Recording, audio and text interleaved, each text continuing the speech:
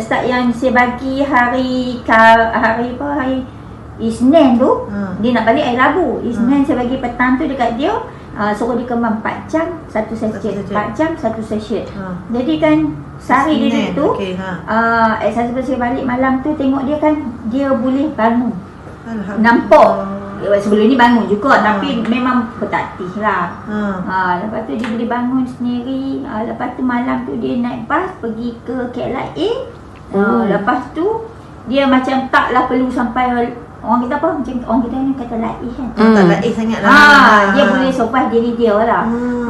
Lepas tu dia keluar pelan-pelan apa semua. Tapi nampak muka pun nampak segar lah. Nampak segar. Serius saya tengok kan. Daripada yang Puan dia makan pun itu. Cuma cerita dia ambil lifestyle je lah. Lifestyle. Dia ambil yang kemang-kemang tu lah.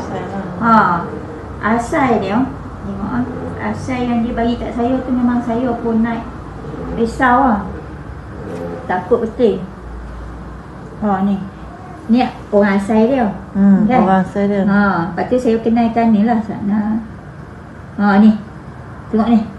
Sampai kurus macam ni tu. Ni hari yang tadi yang saya tu orang dia kan. Memang handsome lah, saya ikut lah. Kan? Tengok ni. Tengok ni. Hari yang saya jumpa dia nak balik ni KL ke Pontianak, Indonesia. Dia tak tahu lah dan tak dan, dia harap sangat dia dan. Ni yang waktu dia sihat, handsome. Handsome. Lepas tu dia duduk dekat ni lah. Lepas tu kan ni. Sihat. Alhamdulillah boleh bangun tu. 2 hari je. Dia sehari dia ambil sendiri. Lepas tu yang ex-husband saya pergi tu malam tu, ni naik dekat nampak pas. Nampak sihat dah tu. Saya daripada hak yang duk baring tu. Selamat sampai. Saya katakan alhamdulillah dia tu nampak dia tak perlulah saya tak risau. Dia rasa macam dia lepas kat sana jadi apa-apa, dia dah rasa macam lega. Tengok muka dia pun dah alhamdulillah.